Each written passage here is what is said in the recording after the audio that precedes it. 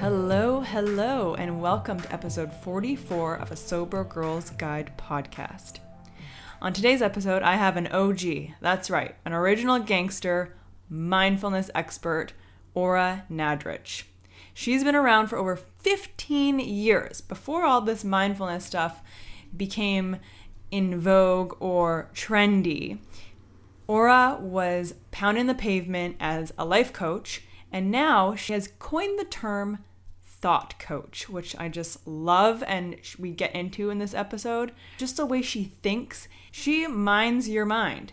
She helps you cultivate the good thoughts and weed out the not so good thoughts. Ora is also an accomplished author. She has 2 books, Says Who, which I just love that title, and her most recent book, Live True, a mindfulness guide to authenticity. Ora is nothing but authentic, and you will learn all about her in this episode. It is so great, and I'm so happy to sit down with her. So, let's get to it. Ora, I am so excited to talk to you today. Our friend Lisa connected us, and she described you as a couple of things. You are like the Holy Grail, her spirit animal, her wisdom, everything. She described you as her end all be all. And so naturally, I had to pick your brain and get you on the show. Oh, wow. Well, first of all, thank you for having me, Jessica. And wow, to Lisa for just showering me with those beautiful compliments, and I humbly accept them, and I adore Lisa, and I'm so glad that she is part of this connection that we're having today. Absolutely. I want to dive into what makes you so valuable to Lisa, but I also want to know, how you got started in your field that you work in. You're a thought coach, mindful meditation teacher, and you're like a kick-ass author. Mm-hmm. How did you get into this field? Well, it's a long story, and I'll give you, sort of the revised, the abridged version of it, because that could be a whole show in itself. And journeys are long, as we know. Yes. And my journey has been very long. And I really say that I've been a seeker for as long as I can remember. I mean, even when I was a little girl, I was so curious. I was curious, and I was reflective, and I was contemplative, and I was writing like serious existential poetry at 10. Do you know? Wow. So yeah. You were deep. I was deep. I didn't know that, and you don't have the reference point. You don't have the sort of the sense of what your journey's about when you're that young. But what I do know about me is that I came in really somebody who's a questioner, who's a seeker, who wants to know the answers of what we're doing here. Like, this isn't just a free ride, although it's an amazing ride to be on. And it's bumpy, and it can be bumpy along the way for sure, but it's a journey. For me, it's a journey of awakening. So really the defining moment, if you will, of my journey was when I was not quite 15 years old. My older sister, Esther, I now have one.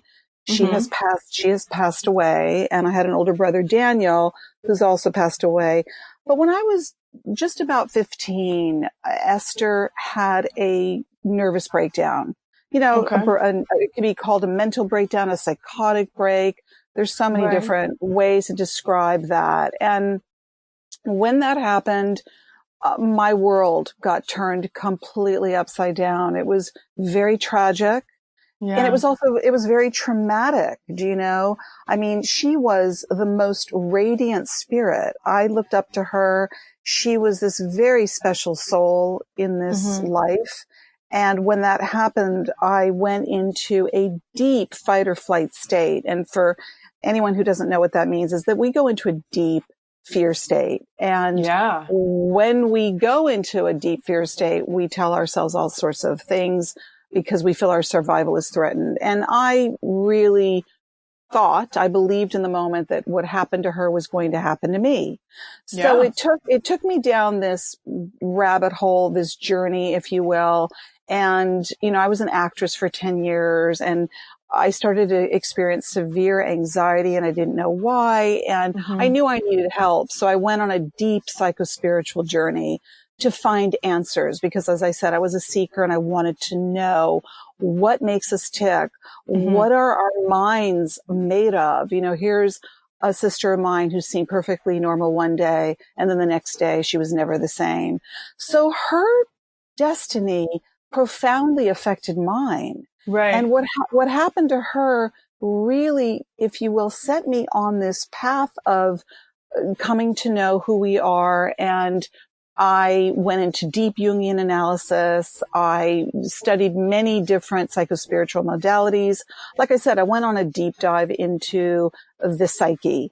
Mm-hmm. And so I got a lot of answers. It was a very arduous, very painful path. And then I came through it like a rebirth. And when I did come through that tremendous suffering and difficulty that I went through, I knew that I was meant to share this with Mm-hmm. others. I knew that my path, my journey was meant to be shared so that I could really help people navigate their own suffering better. And I became a life coach at the time. Mm-hmm. I devoted myself to continuous learning. And then I wrote my first book, Says Who, and did a lot of things along the way. And then now, which brings us to my second book, Live True, a mindfulness guide to authenticity. So here I am in this moment in time. Wow. Yeah. Wow. So was your sister older or younger than you? She was older than me. She was not, Oh, okay. yeah, she was not quite, she was 19, not quite 20 when she had her breakdown. Okay. And Wow. she was diagnosed with schizophrenia and manic depressive is what her Right. diagnosis was of her condition. And she was never the same again. Wow. It's funny that you say that. Like when you said like you were afraid that it was going to happen to you, or you were going to quote unquote get it. And Yeah. I feel this exact same way. Like my grandmother is bipolar, and by seeing someone who is older than you or has kind of like a more authoritative figure in your life, you kind of wonder like, okay, is this going to be passed down to me? Am I going to like hit a certain age and have my Yeah. life go down this path? Right, exactly. And really what that did is it got me to write this book, Says Who, How One Simple Mm-hmm. Question Can Change the Way You Think Forever. Because when I was in such a deep fear state, which we don't have to necessarily be in a fear state to tell ourselves things that we end up believing. And then, as I say, from a cognitive point of view, Mm-hmm. thoughts create feelings, create emotions, create behavior, create reality. Do you know? Right. So when something happens to us, we can, like in my case, tell ourselves something that isn't even true. Yeah. And that very thing that we tell ourselves that becomes part of our core beliefs, like, oh, well, my parent was, or my sister was, or this runs in my family, or that happened to them, that we over identify with it. And if you're a Mm-hmm. sensitive person or you're empathic or Yes. intuitive, you're more likely to absorb that into yourself. And then somewhere on your life journey will very well, most likely manifest something that mimics what happened to somebody else. That's why the intervention of Yes. that is so important. Whoa, that is so true. I have a question for you. I I kind of had this not like epiphany, but thought. Do you think that empathic people are more susceptible to addiction? That's such a good question. I think that yes, well, not yes specifically to your question, but I think that Mm-hmm. when we're sensitive, and I think we're all sensitive, and Yeah. we're probably all empathic to varying degrees, but I think everybody handles it differently. Some people put up a Yes. wall, some people really deny it, some people shove it down, some people pretend that they're not the things that they are, which really brings us to the inauthentic self versus the authentic self. But I think when you're really sensitive, what I learned about myself is that I was very sensitive and am very empathic. And so therefore I was more porous. I am, Ah, it's easier for me to absorb other people's stuff. And yeah. I had to work through that. So as far as addiction, I have a lot of thoughts around addiction. I think Hmm. that, like a lot of things that rest dormant in us. I mean, I know there are a lot of theories about addiction, of it being a disease or not being a Hmm. disease, or we have addiction in all of us and it's just what is the tipping point that pushes us over, or there's the beliefs that it runs in one's family, it's in the DNA, it's in the genetic code. But Hmm. more importantly, Jessica, to your question, I think that being sensitive, we feel more. And Hmm. when you feel more, you feel more pain and Yes. you feel more suffering. And what do we really want to do when we're feeling that pain and suffering? Most people don't want to feel it and they want to numb out. Yes. They Escape. want, Escape. they want to escape and they want to numb out, which is why there's a tendency to reach for substances so that Hmm. you can ameliorate your suffering. Yeah, absolutely. I want to talk about your book, Says Who. First of all, I love the name. Like Thank you. when I like how I say it in my head is Says Who? Like like it's Yeah. all cheeky. I'm like, what? Says who? Yeah, Um, yes. And I love. I love that sassy. Lisa did it. We recorded Lisa actually saying it because she became a thought coach. She became a certified thought coach. I have an online thought coach certification program. And Right. Lisa, we recorded Lisa saying says who. I'm not going to say what she said on the air, Oh but my God. you can just imagine that she took it to the sassiest, like, really says, you know what who. Yeah. So I'm all for people taking that sentence, taking that question and really putting a spin on it, because it's like, really says who? Yeah, exactly. Who says I have to believe this? Going back to what we're talking about, the beliefs that we have, you got to Yeah, challenge those beliefs. absolutely. I love that. And putting that emotion behind it just like kind of adds conviction to it, doesn't it? Like it makes it It personified does. almost. It does. And I think that, almost the sassier, the better, or the more brave and confrontational, the better, because Mm. we accept our thoughts and our beliefs so quickly. We are so quick to throw ourselves under the bus. We are so quick to tell us what a piece of crap we are, that Yes. we have to find these skill sets, these tools, these techniques, and use them so that we can really take back our power that we've given away, which is really kind of amazing to me, that we give power away to something that we control, and it's called our own mind. I mean, Mm-hmm. that just really is quite amazing to me, that we give power away to something that we truly control, and it's called our mind. But we think that our mind has power over us, and it most certainly will, unless we say things like, says who? Absolutely. Oh my God. But don't you find it so much easier to give than to receive? It is so much easier to pass the buck to everyone else or to give away, to do random acts of kindness as to receive them. It is so hard. I don't know. For me, it is very hard to receive anything, Yeah, it especially is positivity. It right. is And hard.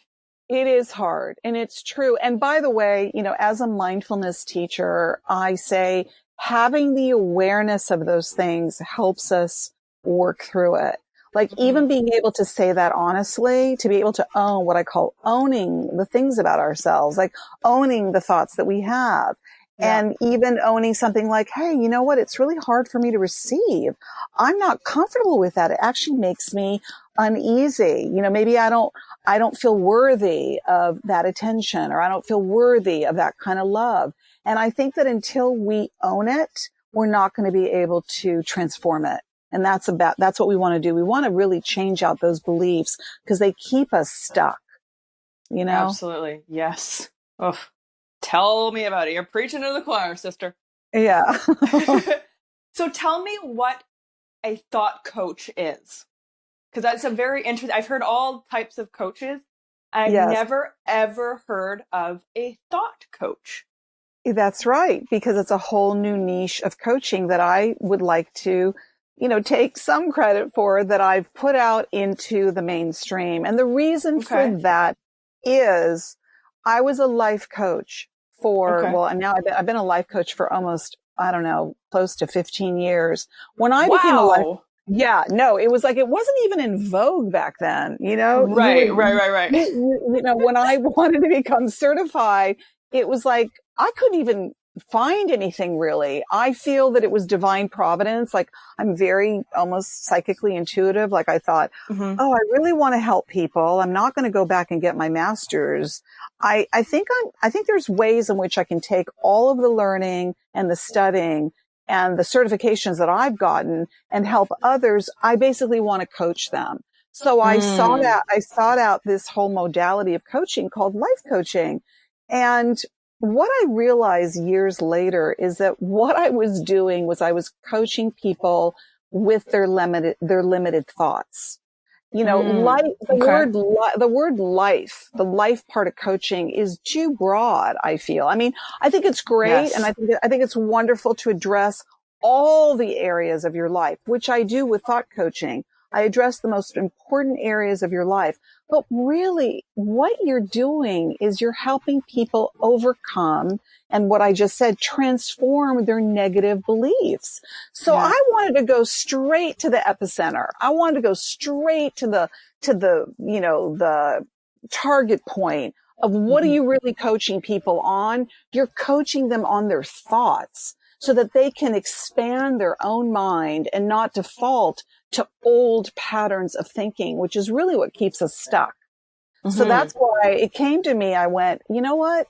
I want to create a whole new, program around thought coaches, because the beauty of it is that not only can people, by taking the course, become much more aware of their own thinking mind. Like I say, when you take the thought coach course, you're going to know your mind better than you've ever known it before. We think between 40 and 70,000 thoughts a day. And when you begin to learn things like the says who method, when you learn how to challenge them, when you learn how to transform your thoughts or curate your own thinking mind, which is what I like to say. It's like in an art museum. It's like, it's the best art curated.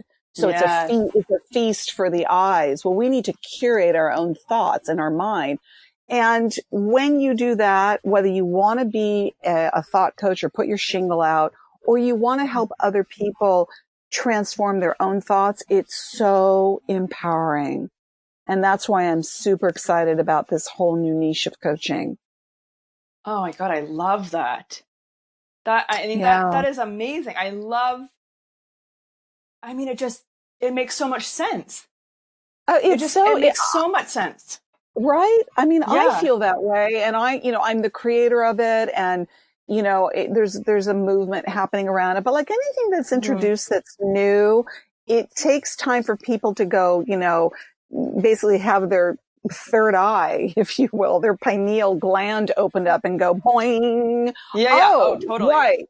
I'm looking for my answers so outside of my own mind. Hello. It's right there in your own mind. Don't you want to take a deep dive into your own psyche and know what kind of thoughts are in there? Yeah. I mean, it makes sense to me, but I mean, for my work, I still get a lot of hesitation. People are really afraid to do the work. Do you not find that? So glad you said that. I am so glad you said that because, look, I love teaching all of these things and I love helping people, really start their own inner journey. But here's the thing. If you're not willing to do the work, if you're not willing to roll up your sleeves and get down and dirty, then don't bother, because this isn't about the quick fix. One thing I will say about the work that I do and the books that I write, I'm not writing a book that's just a quick fix so that you can, this isn't like drive through awakening. You know, this is, this is like, thank you. This is a process. This is a process. And if you're not Yeah. into the process, I can't spoon feed it to you. I can't sugarcoat it. You have to Yes. be someone who's going, okay, I'm showing up, and you know what? I do want to take that deep dive into myself. And I find that very exciting when people come forward and they're like, I'm in, I'm ready. I want to take the plunge. I want to take the deep dive. I want to go so far deep inside myself that I am not going to be afraid anymore to face myself. I want to know who I am really, like every inch and nook and cranny of who I am. That's what Yeah. the life journey is about. But what you just said is so true. People are Mm-hmm. afraid, they procrastinate, they make excuses. I was interviewed by a woman and she literally sighed and said to me, "Oh, Ora, it's so much work to be self-aware." And I was like, Duh. yeah, you're right. It's work. And so like when you work out, do you like if a bead of sweat goes down your forehead, are you shocked? I mean, Yeah. how do you think you're going to get in shape if you don't feel some of that exertion and some of that pain and some of that difficulty? So for me personally, I'm a very inclusive teacher and guide, Mm-hmm. but I love you more if you're going to show up for the real stuff. I really do. I'm like, kudos to you. Pat on your back, high five. If you are Right. someone that steps up and goes, I'm here. What do I need to do? I want to know. Right. Then I really commend you for being that brave and taking that first step. Totally. And it's all about bravery. It's not about, showing up and being perfect at this. There is No, no such thing as perfect. Like that is not even an option, no. actually. And it's so and great for you to say that, Jessica, because it's true. It's like, that's another expectation that you have in your own head. And a lot Mm-hmm. of the times why people give up or they don't really show up even is because they've already told themselves they're not going to be good enough.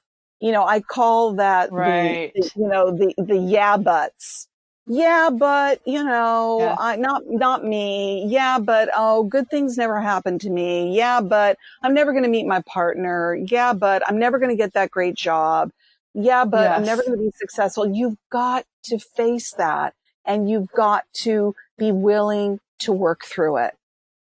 Totally. Oh my God, that's so funny. I literally just yeah butted myself last night. Oh, I was going through Instagram and I saw something uh, I saw, the old comparative situation. oh yeah, I saw someone, I don't know, like a friend of a friend who got this really amazing job opportunity.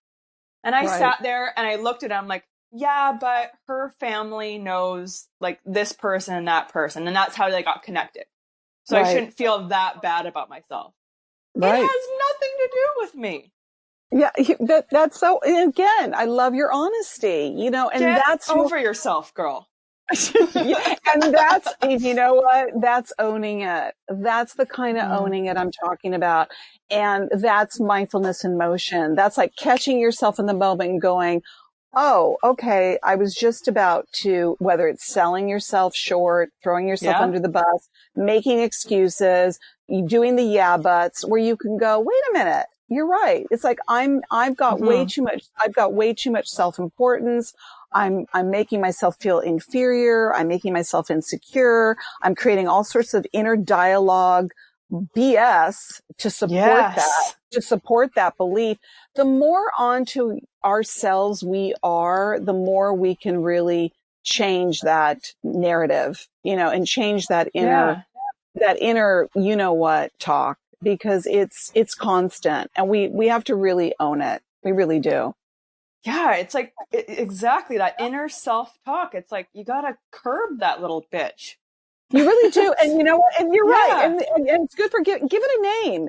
That's a Yes. good thing to do. And by the way, you're bringing up something like Instagram and social media, which Mm-hmm. we are, those of us that are on it really know that it is like you're constantly, susceptible to going down those comparison rabbit holes, Right.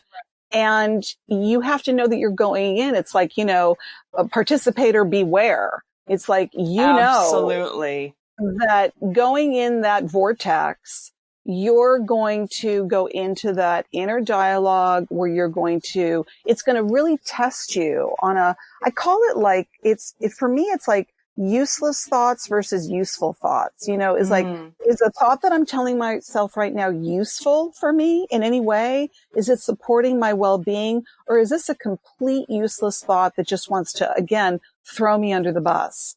Yeah. So we are going to be susceptible. We are much more in it. There's that great Buddhist saying, be in it, but not of it. Ooh, I Well, like that. we're in the body. We're human beings. There's my favorite quote by Pierre Teilhard de Chardin. We are spiritual beings having a Mm. human experience.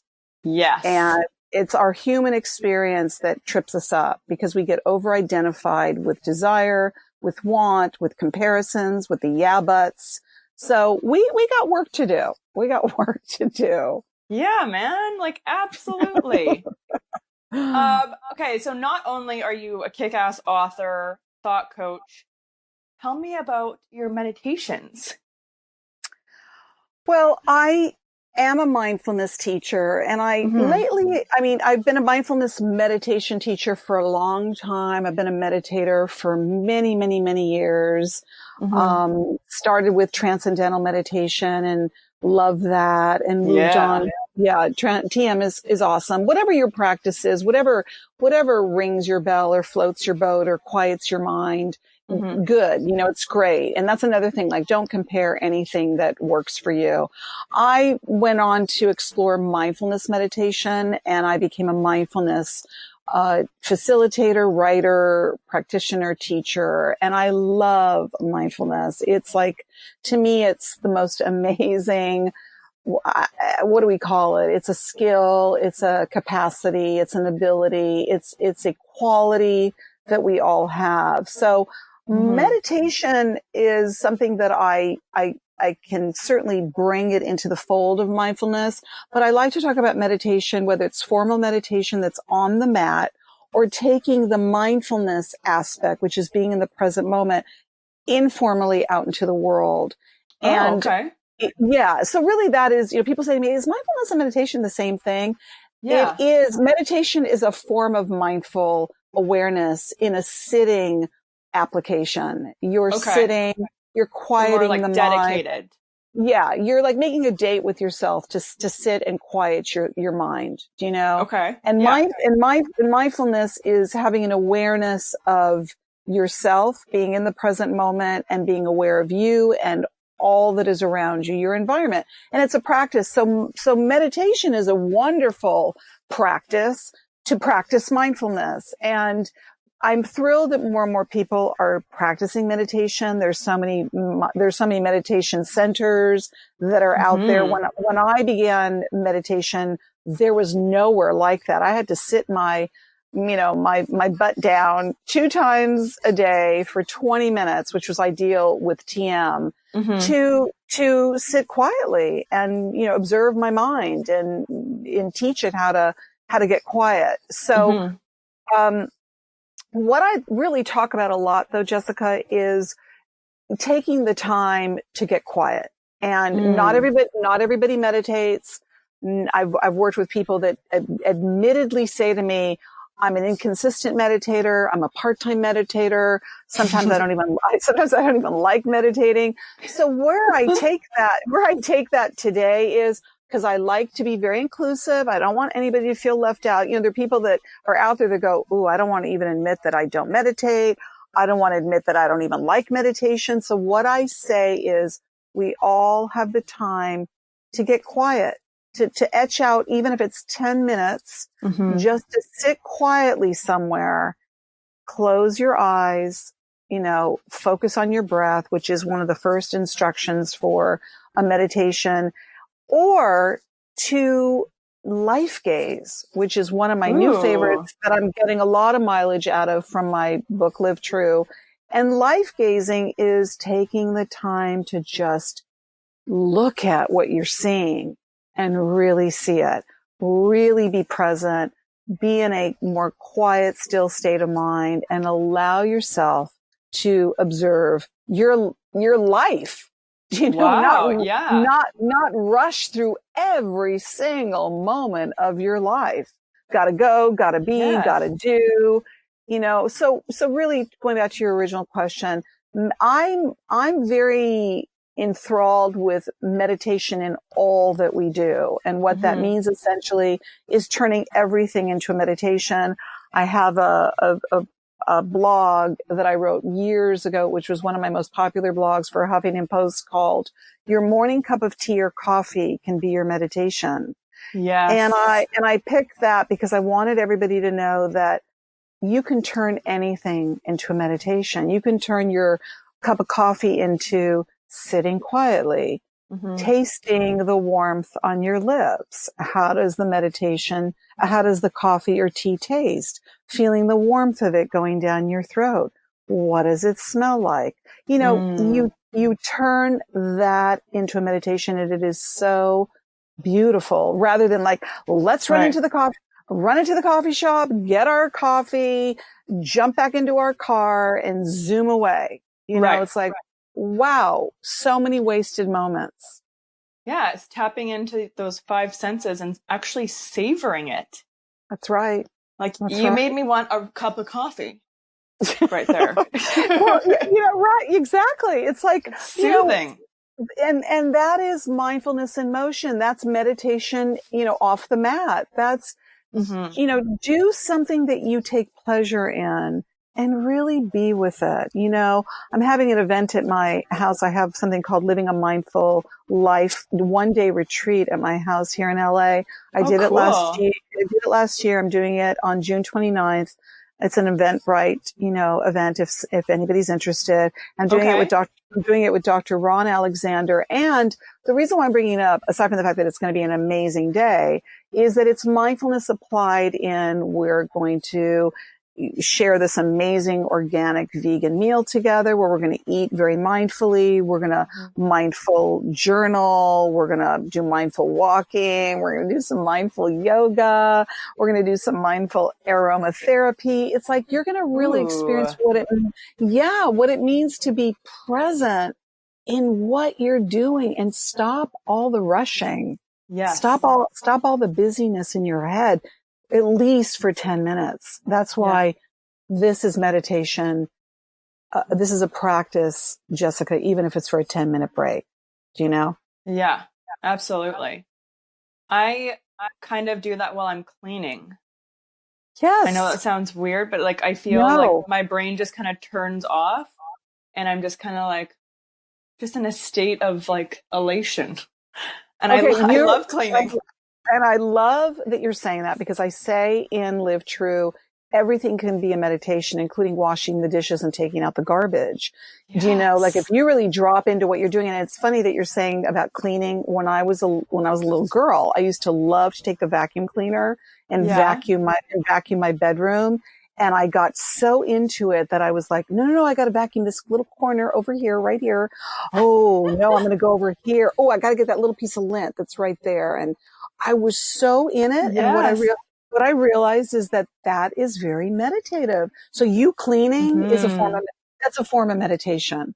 Yes. Oh, absolutely. Like even down to like the products, like I get so excited. My favorite aisle in Target is the cleaning section.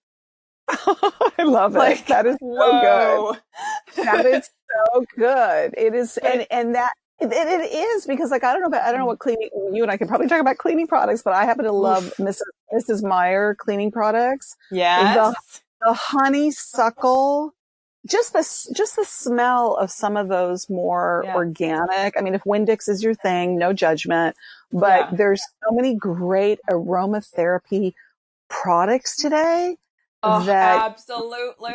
You know what I mean? You could be like cleaning your shower and being so in the moment of the smell of these products. Yeah, absolutely. Right? And whenever I like, sometimes I use stuff that my mom used when I was a kid. Like, I know this is horrible, but like the pine sol kind of smells like, Well, that you stuff know, is, the more, but it's serious stuff and it works. yeah. But I've tried to like emulate those smells in a little bit healthier, like products. But it's still like, it just brings me back to like my mom and I used to clean the house when I was little. We used to put on Oh, yeah. ABBA or like Elton Yeah. John, and just like Yeah. it was so much fun.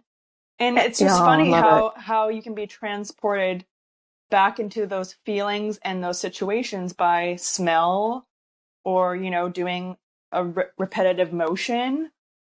So Yes. Because yeah, that's in the sense memory, and we have so much yes. in our sense memory that brings back such wonderful feelings and memories for us. And that also is a way to practice mindfulness, because the way you just described being present and remembering that you used to do this with your mother, and that Hmm. in the actual doing, you are so present in the experience that you really embody it and imbibe it, you know? Yes, And there's a totally. lot of, and we can do that at different times in our day, those are great moments to really, slow down for. Totally. I want to talk about the Addictive Personality podcast. Yeah. Tell me about that. I'm looking at your website, by the way, and it is absolutely beautiful. Thank The you. pictures are just so inviting. Thank you. Wow. Thank I you. love it. I love it. Tell me about Thank this you. podcast. I have a dear friend of mine. His name is Johnny Calloway, and he's an Hmm. amazing guy who is an addict, has been Hmm. an addict, and has written a couple of books that have been amazing with his experience as an addict. Okay. And if you Google Johnny Calloway, you can get the titles firsthand of his books. And he reached out to me through a mutual friend, Kristen Walker. I've been on mental health radio with her a couple of times. And, it comes back to Says Who, and that it is a method Hmm. that I created, as I said, for transforming negative and fear-based thoughts. And Johnny reached out to me and he said, your work really resonates for me in the area of addiction, because what it really addresses is the thoughts that we have. And Hmm. he felt that needed to be explored more in the area of addiction, and in the thoughts that an addict may have and believe in about themselves. Hmm. And we talked and we had a wonderful connection. And I said, yeah, let's do this. Let's definitely do this. Let's do, the podcast that he had proposed to me Hmm. on the addictive personality. And he felt that the Says Who method was such an important method for really addressing the thoughts of the addictive personality. And I couldn't agree Yeah. with him. I couldn't agree with him more, because I feel that a lot of the thoughts that turn into those core beliefs that we've been talking about Hmm. is a lot of what can keep an addict stuck in the belief around their addiction. And Absolutely. so Johnny and I really took the plunge. We really took a deep dive into, how the thoughts do create those beliefs, and that those beliefs can be very limiting and can keep the addict stuck in not growing and evolving even more than they can. Do you know? Yes. 100%. I mean, as an example, I completely agree with the stagnancy of being an addict. I Right. felt, for 10 years I tried to quit drinking Mm-hmm. and drugs and alcohol. Mm-hmm. And what I have gained in the 2 years of being sober Good for you. is like, Congratulations. oh, thank you, is Yeah. tenfold. Like, I've done more in 2 years than I have in 10. Mm, Isn't mm-hmm. that, I mean, it's a little embarrassing, Yeah. but also kind of cool. But it is cool. And part of that honesty, Jessica, is really, again, it's owning our story and owning our journey. And you asked me Hmm. about my journey, and I think sharing our journeys with people and the difficulty and the pain that we've gone through is so important, because really what it shows us, and I think where Johnny and I connected, is, though, even though I'm not an addict, Mm-hmm. I believe we all can be compulsive and we all can have impulsivity and we all Yes. can have difficulty in self-regulating ourselves. And whether you have a difficulty in self-regulating the usage of substances or you have Mm-hmm. difficulty in self-regulating whatever parts of yourself that you're susceptible to, we all have that in there. And, you know, it's hard to move through that initially. It's hard because the thoughts that we harbor, the thoughts that we hold in our mind can keep us stuck in believing that we're never going to get out from under our addictions. Do you know? Mm-hmm. So what you just described in the 2 years that you've been, you know, sober, and what the productivity that you've been able to experience and how phenomenal it is. And you know what that feels like when something really works for us, we want to share it with the world. It's like Absolutely. we want to say, you know, I'm sure in addiction as Johnny did, like, hey, you guys that are grappling with addiction, Mm-hmm. you too can be on the other side of it. You too can get out from under it. You too can have the most amazing 2 years in your life, like Jessica has had. Do you Right. know? And Yes. that's what we want to do is we want to champion, you know, support everybody. And that's when I say we are so powerful. We Mm-hmm. have so much more power within us than we even know. And really what I do, my thrust, my particular angle is helping people overcome those limited thoughts that keep them stuck in their suffering, be it through addiction, whatever it is for you that you're stuck and you don't feel you can get out from under, you have to believe that you can and learn how to support that belief with positive, nurturing thoughts that support your vision. That's what it's about. Wow. Yes. Like, absolutely. And this is why I think, you know, Lisa suggested us to talk, and, you know, even just looking at the content of these episodes, like overcoming guilt and shame. Right. Absolutely. Absolutely. That's Owning your right. own thoughts. You are killing it. Like, you're so spot on. I Thank love it. And you. you're Thank just you. so to the point. Even, you know, how you created a thought coach. It just makes sense. And I love that about you, about everything And that you're doing.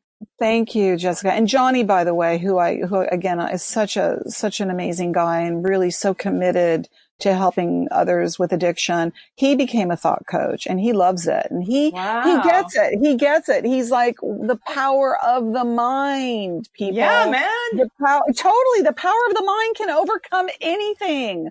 That is Yes. where it all is. And you are powerful and you can overcome, even if you're telling yourself the yeah buts as you're listening to this. No matter Yes. what it is you're saying, you can change those thoughts. They are changeable. I'm very into neuroplasticity, the fact that we can change the neurotransmitters in our brain and create new neural pathways. That's mind boggling that we can default to these new areas of thinking. And instead of saying, I'm always going to be an addict, we can suddenly tell ourselves, I am no longer an addict, or whatever it Yeah. is you want to, however you want to put your addiction in a particular place that is meaningful for you. It's not for me to define it, to label it or anything. It's like you can give your own tendencies, impulsivities, desires, because guess what? We all have them. We are, as I said, or as Pierre Teilhard de Chardin said, we are spiritual beings having a human experience. And guess what?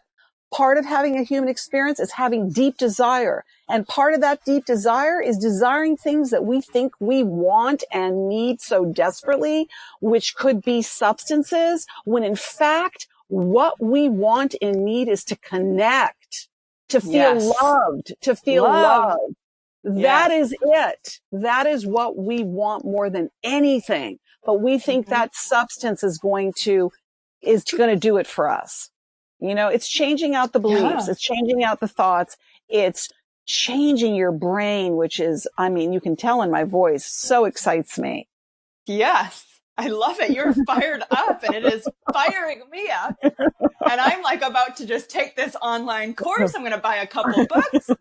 But Yes, it's yes. people like you that gives hope. Thank You you. know, it's people like you to stand up and say that it is possible. You give hope to people and you give them the power to make these changes through your books, through courses, through meditation. Yes. Where, Yeah. what would you suggest people go and do if they want to get in touch with you and be more mindful and take control of their mind, basically? Well, Where should we oranadrich.com. start? That's my website. So you can go on there Okay. and it's just chock full of everything that I'm doing and about to do. There's a tab for the thought coach certification program. I want everybody to become a thought coach. I want everybody to become a thought boss. Just be your own thought Yeah. boss. It's like I Ooh, I said, like that. you want to put your shingle out and be a thought coach, go for it. But Right. start to be a major thought boss. And I feel the course, I mean, the testimonials that I've gotten from it have been phenomenal. I've had people from all over the world who have taken the course. It's really, it's catching on like gangbusters. And my passion for it is because I want people to know how powerful they are and how to be able to manifest the reality they want. It's like, Mm-hmm. I wish that on everybody, whether you're struggling with addiction, whether you're depressed, whether you are deeply mired in anxiety, which I was. And by the way, that's what got me on this path. I suffered for so many years believing a thought that wasn't true, and it Mm-hmm. held me hostage. And I want to help people not be held hostage by their own thoughts in their mind. So go to my website, Amazing. check out my program, get on board, read the books, learn the skill sets, learn mindfulness, the techniques. It's so full and juicy of stuff that I want to turn you on to. And I Mm-hmm. want to see you fly. I want to see you soar like an eagle. I mean, it really, listen, that's really why I'm doing this work, is because I Mm-hmm. feel so moved by how it moves others. I feel so moved by seeing people overcome their suffering. I mean, it really, sometimes it makes me cry because I'm like, we can do this. Yeah. We're all in this together. I'm very sort of collective and global in my thinking and my consciousness. I feel like we're so much more powerful as a we than a me. Yes. And so I feel like when we all connect like this and we're like, let's do this, Mm-hmm. there's so much power in it, and we can help bring each other up. And so my work is intended to do that for you. It's like, all you got to do is meet me halfway. And I'm saying, well, let's do this. Let's do this. We can do this together. Oh, yes. Okay. I do. I do. You had me at soar like an eagle. Yes. Or and you talk about animal medicine. That's my animal medicine, is an eagle, I is, love that. That's your spirit yeah, animal? that's my spirit animal for sure, is an Oof. eagle and an owl. I guess if they had a baby, Yeah. um, they would have that, whatever, that hybrid of wisdom and power, wisdom and freedom, wisdom and the ability to soar so high. There's a great quote by Rumi, the Sufi poet: Mm-hmm. may you soar so high that you yourself you lose from view. Wow. It's a Oh my God. mystical, I love that. quote. Yeah. That is Soar. so beautiful. Go and So soar, beautiful. people. Soar. There's nothing holding you back but the thoughts that tell you otherwise. Absolutely. Simple, effective.